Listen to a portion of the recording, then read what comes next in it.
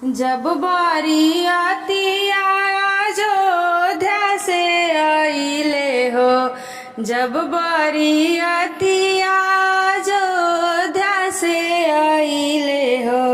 लगले जाना करके दुआर आहे, लगले जाना करके दुआर आहे। राम जी सीता के डलनी जाए माला हो, राम जी सीता के डलनी जाए माला हो, राम सीता हो खेला बिया आहे, राम सीता हो खेला बिया आहे। धनुषा उठाई राम जी कैनी दुई खंड हो,